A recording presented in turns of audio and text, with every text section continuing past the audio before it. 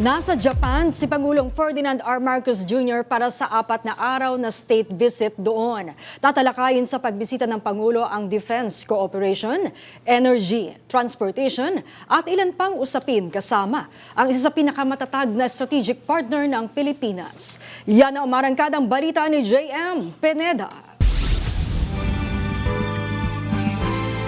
Pasado 1:00 ng hapon kanina nang lumipad papuntang Japan si Pangulong Ferdinand Marcos Jr. kasama si First Lady Lisa Araneta Marcos para sa first state visit nito. Nakasentro sa pagpapalakas ng ugnayan sa kalapit na bansa ang 4-day state visit ni Pangulong Marcos sa Japan. Inibitahan ang Pangulo ni Japanese Prime Minister Sanae Takaichi. Inaasahan na pag-uusapan ng iba't ibang issue gaya ng seguridad o defense cooperation, maritime issues at enerhiya, lalo na sa nararanasan ngayon na oil crisis. This visit seeks to further strengthen the bonds of friendship with a close neighbor, like-minded and future-oriented just like us in many ways, and the most reliable partner in times of both prosperity and times of uncertainty, such as today's ongoing oil crisis.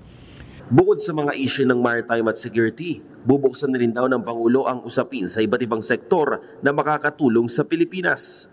I will be actively cultivating collaboration in priority areas that we have identified together, such as agriculture, energy and decarbonization, maritime cooperation, trade and investment, infrastructure, defense and security, space technology, and also the development of Mindanao. Nakalinya rin daw ang issue ng West Philippine Sea, gera sa Middle East, ASEAN at ang pagsali ng Pilipinas sa United Nations Security Council.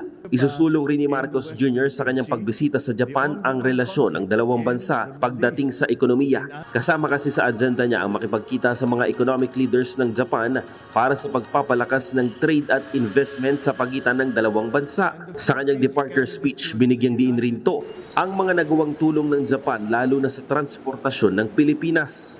Japan has extended assistance to our Build Better More infra programs, such as the first phase of the Metro Manila Subway project, the construction of the north to south commuter railway project that will connect Malolos and Tutuban, the rehabilitation of the Metro Rail Transit Line 3, and the construction of the Central Mindanao High Standard Highway project that will connect Cagayan de Oro and Malaybalay.